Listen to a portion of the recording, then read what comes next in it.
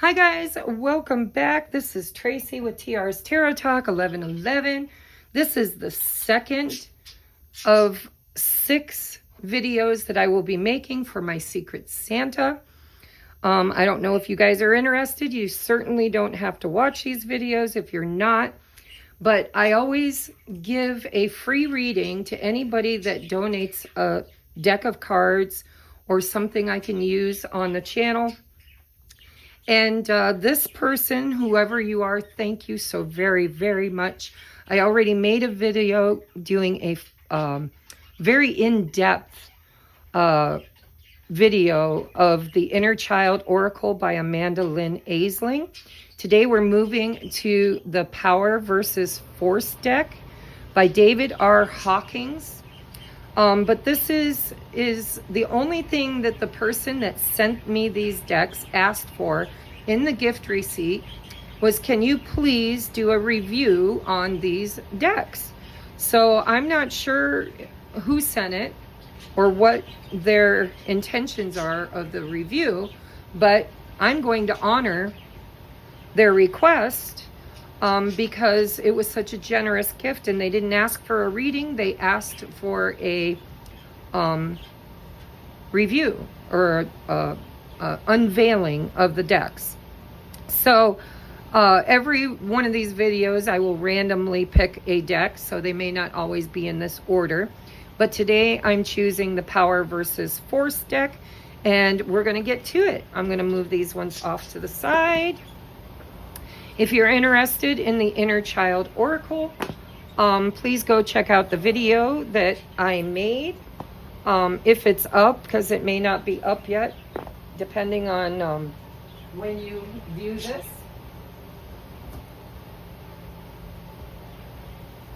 But we're going to get into it. And like I said, if you're not interested in these decks, then you can click off. I will, however, honor the Secret Santa, which I'm calling them, who sent me these decks, because this was very generous. I mean, almost every one of these decks recommended price is $19.99, and it came delivered from Hay House.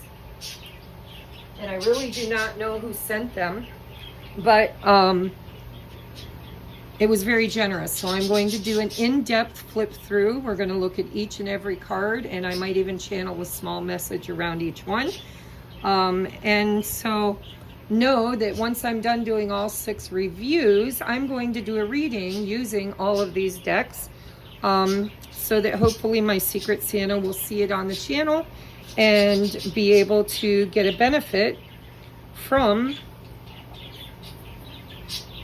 Gosh, I can't open it. The Power versus Force. Well, it's taking a little power and force to open. Power gives life and energy. Force takes these away. All right, let's see what they have to say. There's no book with this one, so it should be a faster review than the last one. We're going to break the seal. Once again, if you're the person that sent me this, I am so, so grateful. So grateful. So instead of a book, it comes with a little intro. Let me throw away the garbage. All right. Guys, if you give me just a moment, I'm going to wheel my birds into the other room, because the last video I did, they were so loud. They really like when I channel, and they talk.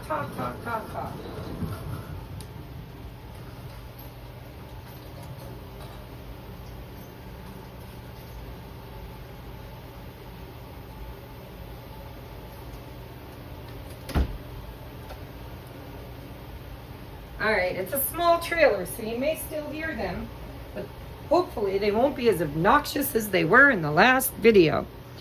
All right, so we're going to get started. Dear reader, when Dr. Hawkins wrote his groundbreaking and remarkable book, Power versus Force, in 1995, revised in 2012, he didn't realize what a huge positive response he would receive and continues to receive today.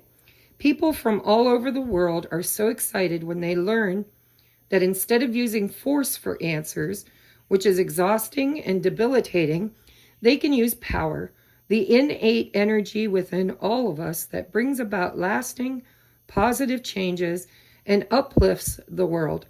This inspirational card deck highlights the main ideas from the chapters in Power versus Force that a person can encompass every day to light their day and to contemplate for better understanding. Whether you are puzzled as to what to do in a given situation or want to start your day with a bright message that carries you throughout the day, the card you choose will bring you an encouraging message. By Susan Hawkins and the Veritas Publishing staff. And it gives a little bio if you want to take a screenshot. There's a bio of David R. Hawkins, MD, PhD. Now I'm going to sit down. This should be a quicker review, because there's no book. And so one side I think is power and the other is force. Maybe. We'll find out. All right.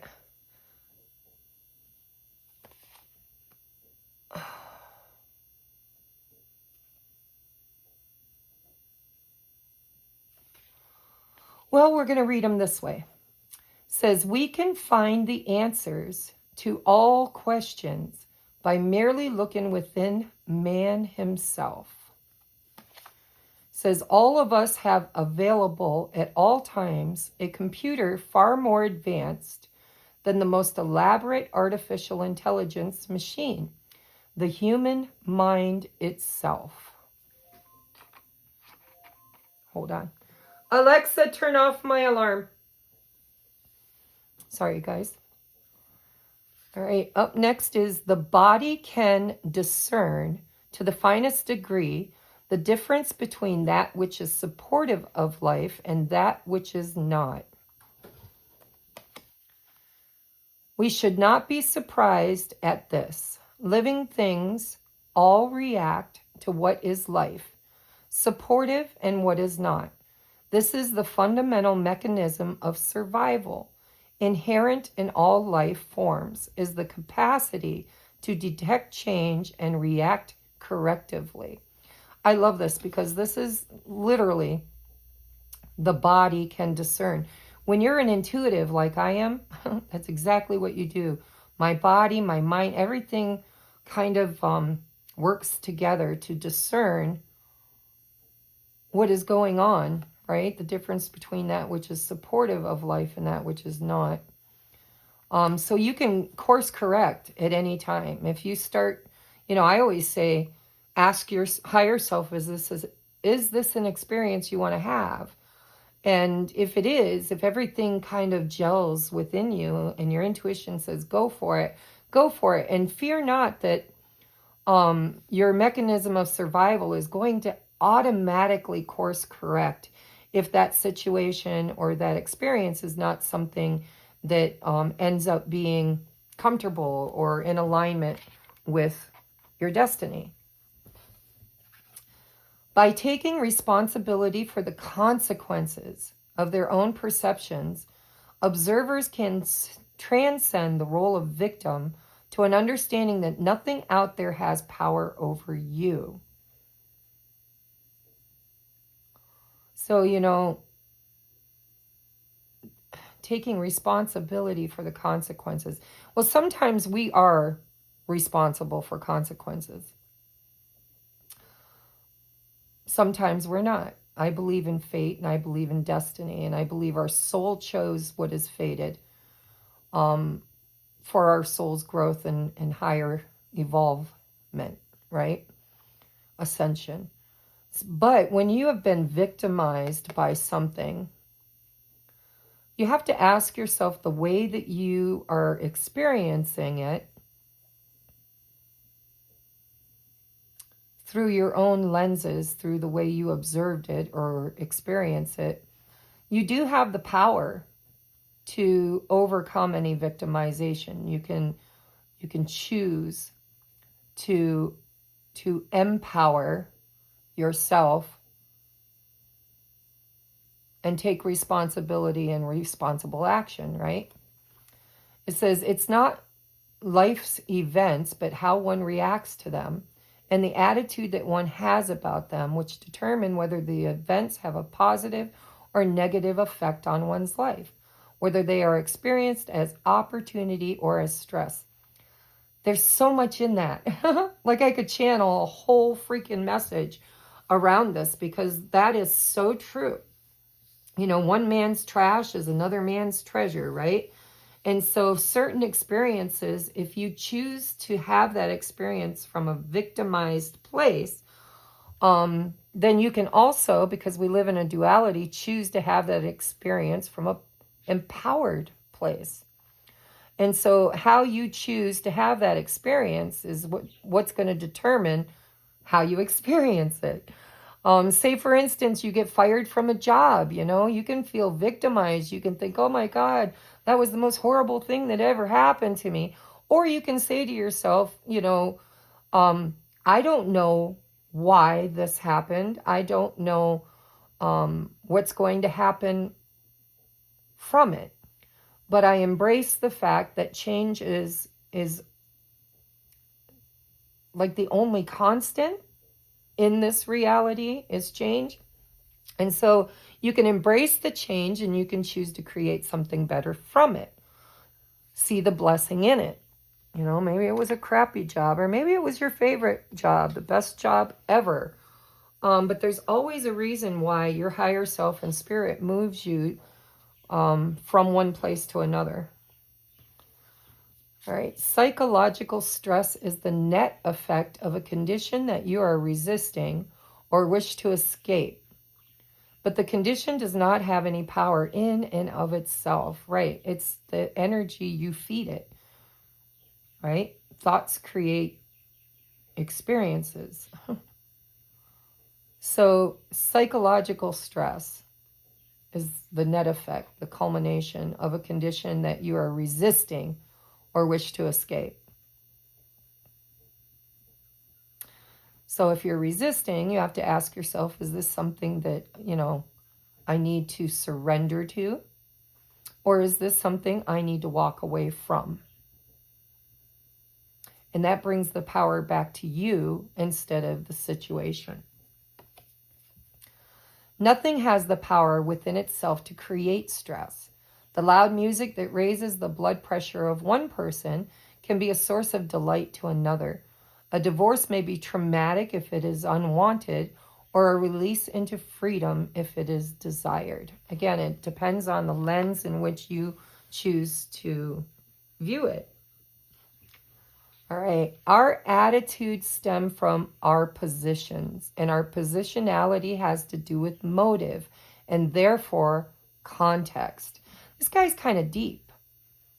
For the average person that doesn't delve deep into philosophy, this side of the card seems a bit ambiguous for shallower experiential people.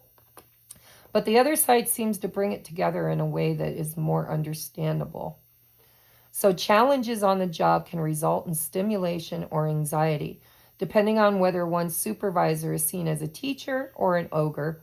According to the overall way that we interpret the meaning of events, the same situation may be tragic or comic. Or karmic, is what I heard in my head. All right, Tracy.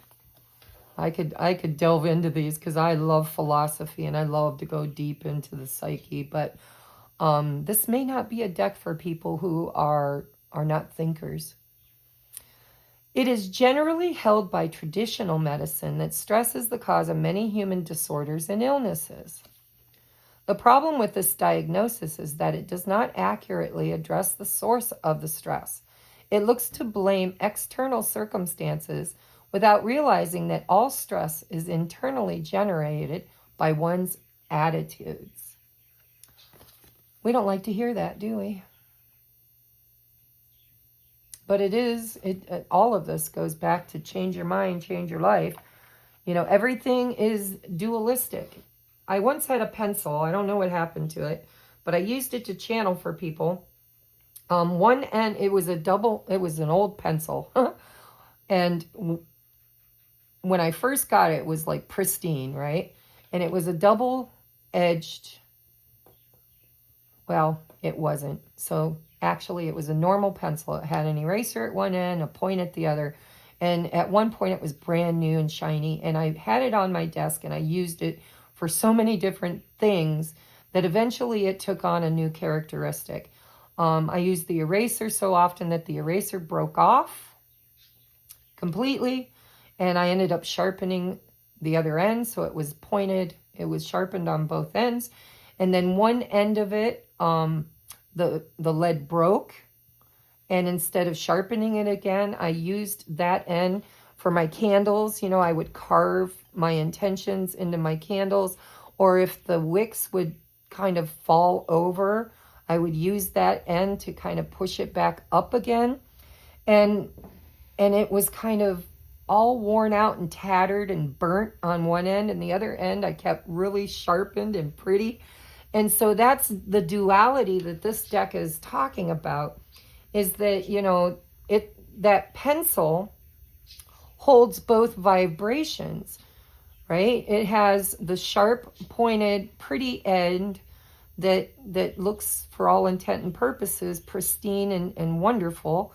And then the other end's all tattered and burnt and tore up. But both ends served a very deep purpose for me. And so it was one of my favorite pencils. I don't know what happened to it. Probably my cat got a hold of it. But depending on which end of the pencil you focused your attention on would actually depend upon the purpose you needed in that moment for that pencil. And so if you're in a place in your life where you want to be victimized, you will see many things in your life in a way that victimizes you. If you want to be high vibrational, if you want to kind of see the good in everything, then there's an opportunity for that as well, by seeing how it serves you, how that, you know, experience, no matter how difficult, actually can benefit you if you see it in a different lens. All right, moving on. It is instrumental not only in recovery, but for any major advancement of consciousness, to have compassion for oneself and all of mankind as we go through the painful struggles of evolution. Only thus do we become healers as well as healed, and only thus may we hope to be healed of any malaise, physical or spiritual. Right? Hurt people, heal people, heal people. And so compassion for ourselves and for mankind is healing, and it heals us as well as others. And so we weren't born to traverse this journey alone. We are unified. We are a collective, whether we like it or not. We come from a collective and are part of that collective. So to become more conscious is the greatest gift anyone can give to the world. Moreover, in a ripple effect, the gift comes back to its source. Okay, so I don't know why, but I'm clairaudient and I hear and see things. I'm clairvoyant, clairaudient. I have most of the clairs, but the ones that were triggered when I read this, to become more conscious is the greatest gift anyone could give to the world.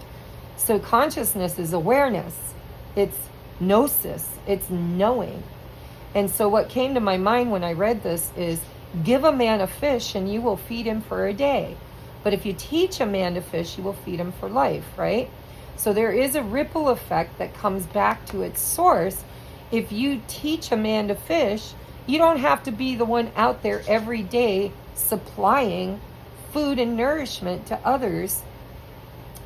You can actually focus on the ones that are unconscious to make them consciously aware, and then they also teach and make others consciously aware. And before you know it, we are a conscious society, which is something we need desperately.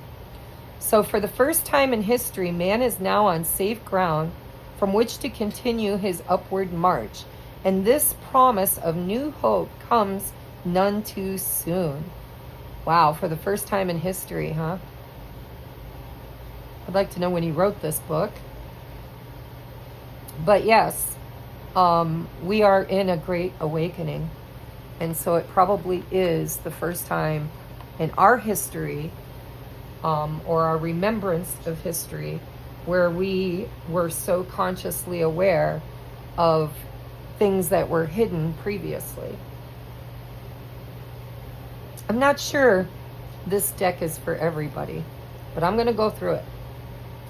The person who has arrived at a habitual state of unconditional love will experience anything less to be unacceptable.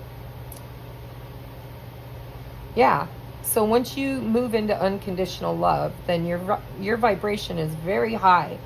And then anything that doesn't vibrate at that level becomes uncomfortable for the consciously aware, unconditionally loving person. And that's why healthy boundaries and the ability to move forward or move away from anything lower than love becomes so necessary for light workers or anybody. So we have, as one advances in the evolution of his individual consciousness, the process becomes self-perpetuating and self-correcting, so that self-improvement becomes a way of life. Yeah, I mean, you can backslide. It's hard for me, like when I get out there and muggle, get around the unconscious and unaware. Sometimes vibrationally, I can feel my vibration lowering to their standard instead of making them rise to mine.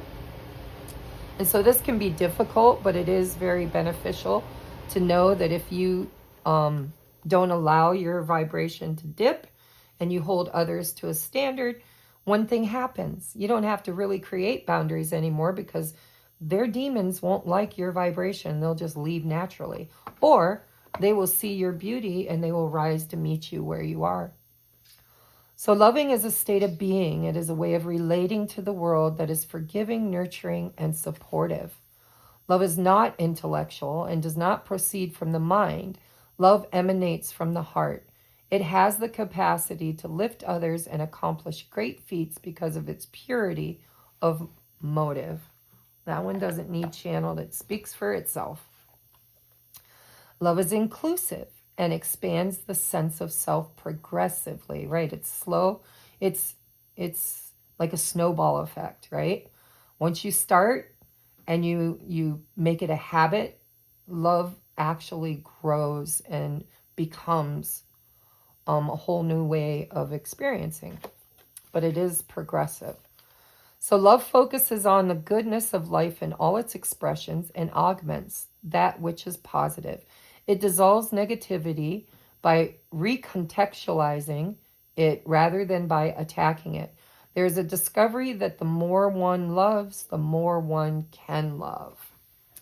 Again, it's a vibration and frequency that has to be nurtured and progressively becomes habitual.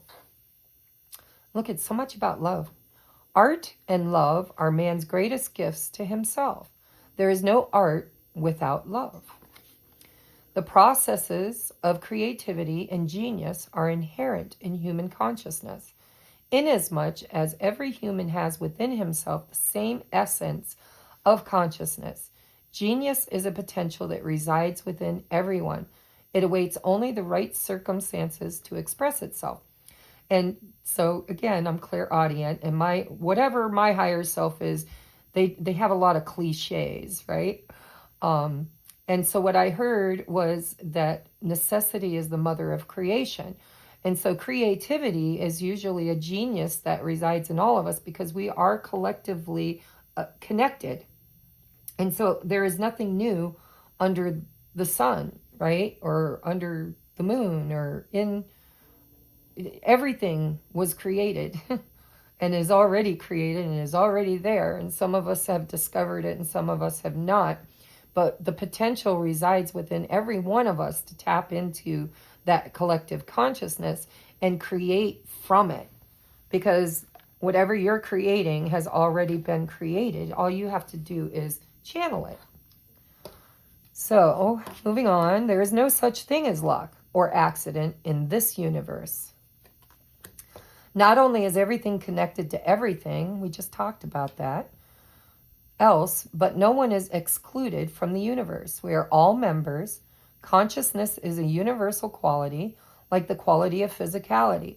Because genius is a characteristic of consciousness, genius is also universal. That which is universal is therefore theoretically available to every man. And we just talked about that. I mean, it's like the collective consciousness. Everything that's ever been created by the Creator is at our disposal. Excuse me. At any given moment. It's just whether or not we are highly consciously aware of our ability to tap into it. And usually the greatest way to tap into potential is necessity, right? When there's a need, when there's a conscious need, you know, somebody who needed a fake limb probably was the first person to create a new limb, you know, or a bionic limb, or prosthetic limb. Or somebody who dealt with them, somebody who had to nurse and nurture them or take care of them, saw the necessity and then created it. So, you know, necessity is the mother of all creation. In this interconnected universe, every improvement we make in our private world improves the world at large for everyone. Yes, because we are a collective. We all float on the collective level of consciousness of mankind. What we do to benefit life automatically benefits all of us because we are all included in that which is life. We are life. It is a scientific fact that what is good for you is also good for me.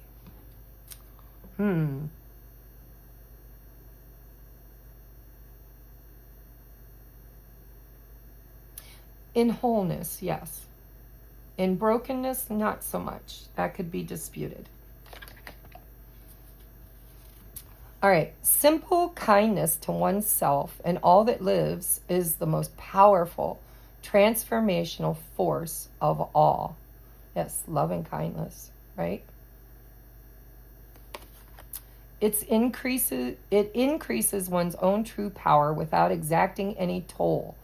But to reach maximum power, such kindness can permit no exceptions, nor can it be practiced with the exception of some selfish gain or reward. Yeah, kindness is something we all need to extend to others. And sometimes if others aren't able to be kind back, then where the act of kindness needs to happen is towards self. But you always exact kindness to others first, right? And if they are broken and unable to exact kindness back and harm in some way, then the greatest act of kindness is to remove yourself from that situation. But the kindness is always, always offered. In a universe where like goes to like and birds of a feather flock together, we attract to us that which we emanate. And that can be beautiful or it can be tragic, right? What we put out, where we place our energy is what comes back to us. And so if you're evil and hateful, then you're going to experience evil hatefulness. So be aware of what you're emanating. Consequences may come in an unsuspected way. For instance, we are kind to the elevator man, and a year later, a helpful stranger gives us a hand on a deserted highway. A shift in motive or behavior acts on a field that then produces an increased likelihood of positive responses, of course. Our inner work is like building up a bank account, but one from which we cannot draw at our own personal will. The disposition of the funds is determined by a subtle energy field, which awaits a trigger to release this power back into our own lives. Our inner work is like building up a bank account, but one from which we cannot draw to or at our own personal will.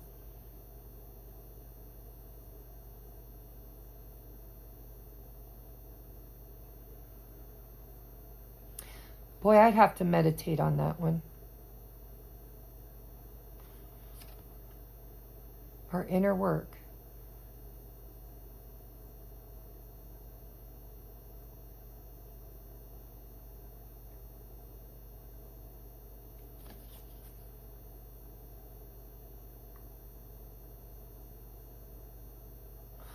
You guys will have to meditate on that when I'm not channeling on it, because that's kind of deep. All right, power arises from meaning. It has to do with motive, and it has to do with principle. Power is always associated with that which supports the significance of life itself. It appeals to that in human nature which we call noble, in contrast to force, which appeals to that which we call crass. I wonder if this guy was British.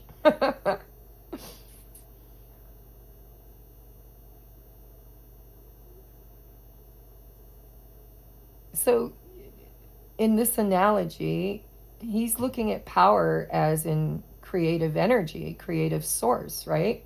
Source of all power that supports the significance of all life. Naturally appeals to the human nature which we call noble, in contrast to force, which appeals to that which we call crass. So power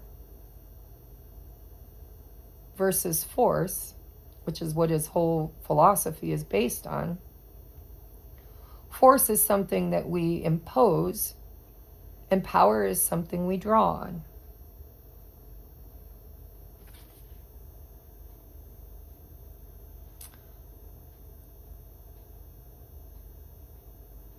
We draw on power when it holds meaning.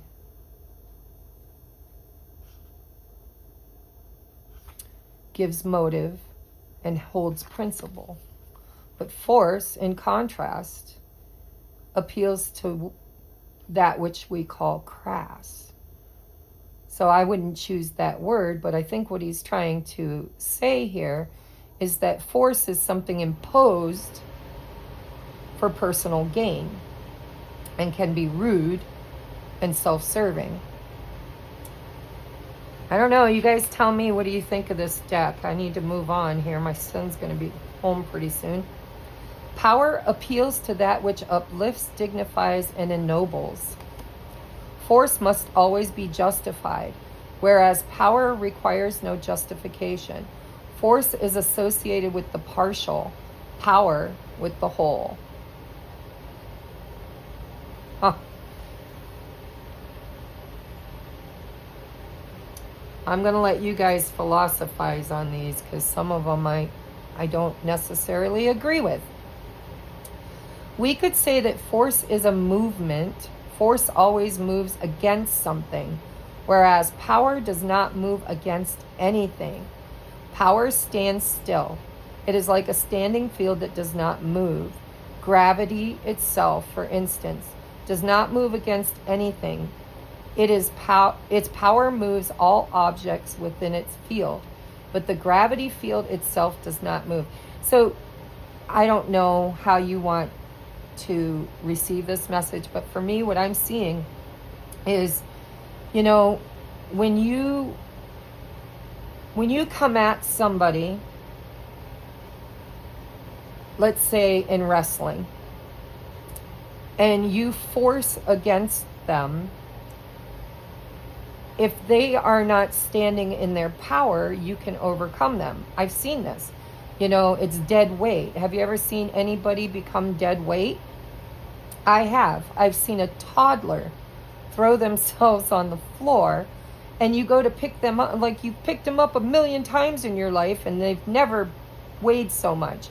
But when they decide to go into their power, it's like gravity becomes stronger. And so they're immovable. Like you can't even lift them up. They just go dead weight because they're in the middle of a fit or whatever. And so I kind of can use that analogy to understand the philosophy of this card. But it is it's like, it's hard to move somebody who stands in their power. And that's like gravity, it's like I am immovable because I am empowered. Where force, can't always overcome or push against that kind of will. I'll say will. Force is intrinsically incomplete and therefore has to constantly be fed energy. Power is total and complete in and of itself and requires nothing from outside of itself. It makes no demands, it has no needs. Because force has an insatiable appetite, it constantly consumes. Power, in contrast, energizes, gives forth supplies and supports. Power gives life and energy, force takes these away. These are things you really have to meditate on because it's true. There is this force within us, especially greed, right? That constantly needs to be fed energy in order to have its glory, have its moment. But power doesn't seek, for it already is. And so it doesn't need to be fed once it's established. Power is associated with compassion and makes us feel positively about ourselves. Force is associated with judgmentalism and tends to make us feel badly about ourselves. Some of these I'm not channeling because they're pretty much the same message, just differently expressed.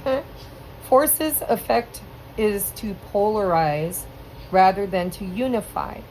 Polarization always implies conflict. Its cost, therefore, is always high. Again, it takes a lot of energy to try to make things happen that are not natural in design. Because force incites polarization, it inevitably produces a win-lose dichotomy. And because somebody always loses, enemies are always created. Constantly faced with enemies, force requires constant defense. Defensiveness is invariably costly, whether in the marketplace, politics, or international affairs. Boy, we could send that one to our world leaders, right? That one speaks for itself too. One basic principle has the power to resolve the problems of the social marketplace. Support the solution instead of attacking the supposed causes. Yeah, see, I experienced that in the band that I'm in. It's like a lot of times in group settings when there's big egos, people who are unhappy with an outcome or a situation will become forceful and dramatic and kind of angry and attacking. And I always say when I'm in those situations, I'm like, wait a minute. Instead of finger pointing and accusing each other or trying to force others to see things your way, why don't we focus on the solution to the problem? Why don't we look at the problem itself and find a solution instead of attacking our perceived egoic cause, right? Or, perpetrator. Well, you did this or you did that. Well, let's not get into the finger pointing. Let's look at the problem and say, what can we do to fix it? Not who can we blame, So force is the universal substitute for truth. Punishment is a form of violence, an effectual substitute for power. Supporting the solution of human needs, on the other hand, creates a no-cost resolution that brings serenity. Attacking the artificially created problem is always expensive, in addition to criminalizing society. And you can look to like marijuana, the legalization of marijuana or drugs. A lot of people say, oh, well, if you do that, you're going to create a world in which there are so many people that abuse drugs. Well, the truth is, people who want to abuse drugs are going to abuse drugs, whether they're legal or illegal. If you make them legal, then there's no criminalizing. And, you know, I mean, look at how many people are sitting in jail that our taxpayers have to pay to feed and house and you know, hire people to watch over them and babysit them. And there are certain things, of course, that need that. But some things are just, some social problems, addressing a solution to the problem is easier than criminalizing it. I hope that made sense. All right, I gotta hurry, guys. I didn't realize it would take so long because this was the smaller deck and there was no book. But it's a book itself. Force results in equal and opposite counterforce. All attacks, therefore, whether mental or physical, resort in counterattack. Malice literally makes us sick. We are always the victims of our own spite. That's true. It's like an energy. It's a poison. That's why I always say, you know, to forgive somebody isn't for the person you're forgiving, although it does benefit them. But it's done because it's like hating on somebody is like drinking poison expecting them to die. Right? So anytime you use this energy to kind of attack others or push against others, it literally creates sickness and malice within yourself, and then you become the victim of your own spitefulness. On the other hand, like love, laughter heals because it arises through viewing a small context from a larger and more inclusive one, which removes the observer from the victim posture. Every joke reminds us that our reality is transcendent, beyond the specifics of events. I won't be able to think of his name, but there is a comic, probably many comics, who kind of poke fun at black people or heavy people or disabled people. But they do it in a way that actually brings the person into the joke and they find it funny too. And so, you know, it's all in how you decide to receive things, how you'll experience them. Force has transient goals. When those goals are reached, there remains the emptiness of the meaninglessness. Power, on the other hand, motivates us endlessly. If our lives are dedicated, for instance, to enhancing the welfare of others and everyone we contact, our lives can never lose meaning. Force can bring satisfaction, but only power brings joy. You know, when you dedicate yourself to being the solution instead of the problem, it brings you power and it brings you joy if it's something that means something to you, right? All right. When power and force meet, power always eventually succeeds in the long run. If it is deeply founded in the will of the people, power is immune to force.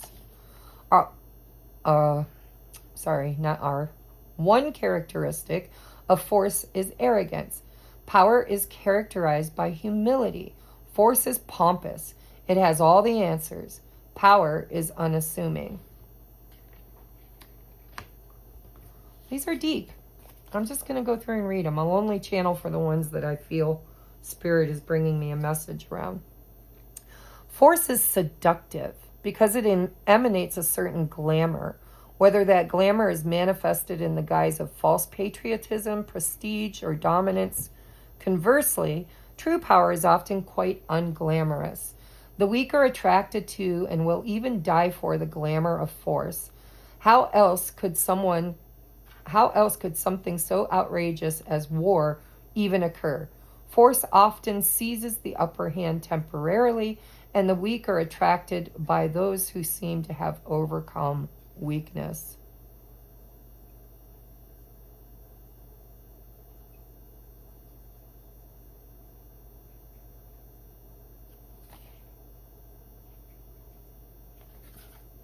Yeah, ideology. Ideology. You guys, these are deep.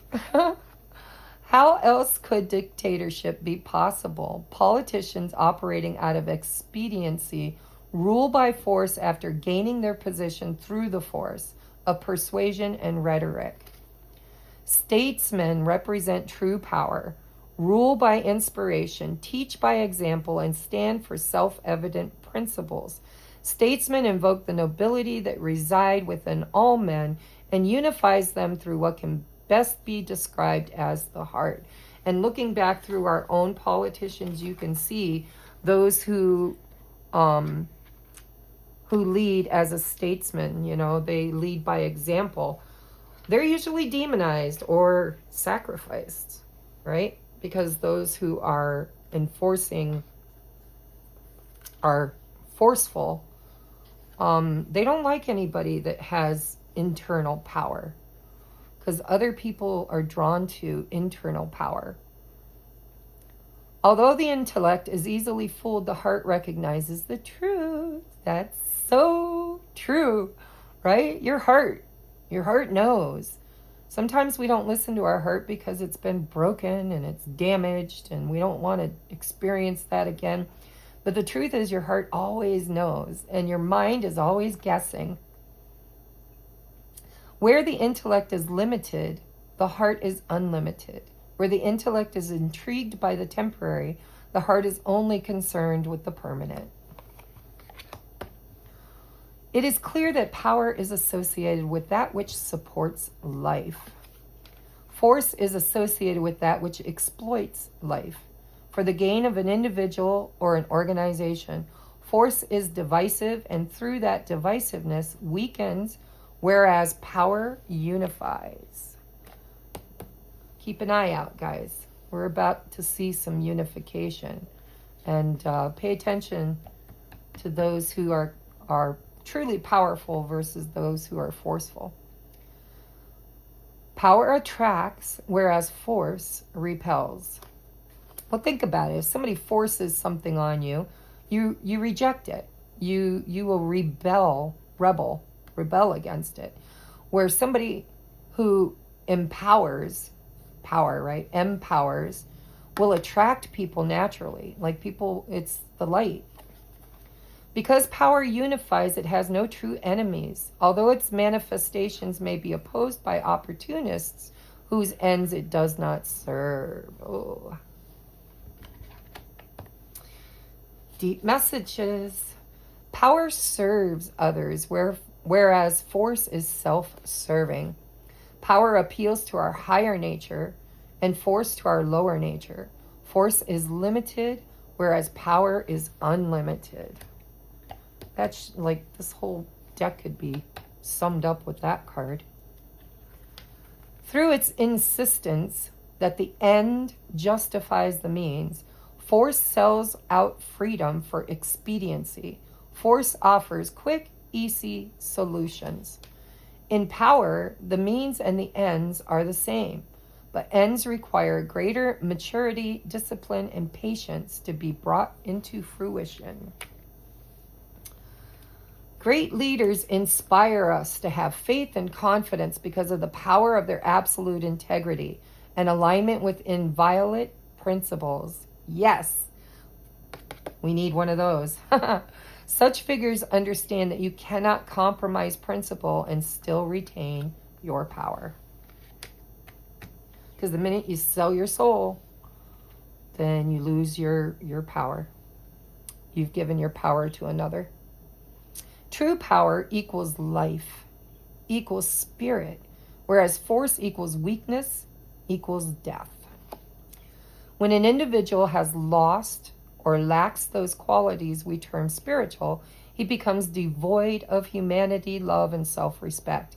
He may even become selfish and violent. When a nation veers from its alignment with the spirit of man, it can become an international criminal. I think we've been living that for a while now. Power is always manifested with grace, whether in beauty of line or style of expression. We associate grace with elegance, refinement, and economy of effort. Power does not need to flaunt itself, though force always must because it originates in self-doubt. Great artists are thankful for their power, whatever its expression, because they know it is a gift for the good of mankind, entailing responsibility to others. The universe holds its breath as we choose instant by instant which pathway to follow. For the universe, the very essence of life itself is highly conscious. Yes. Ugh.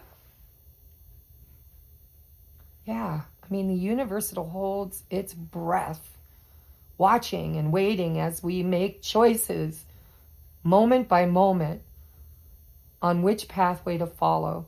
For the universe, the very essence of life itself is highly conscious and always, always holding out for a higher, that it's like a mother or a father watching its child, allowing it the opportunity to make its own choices and reveling with pride when they choose integrity.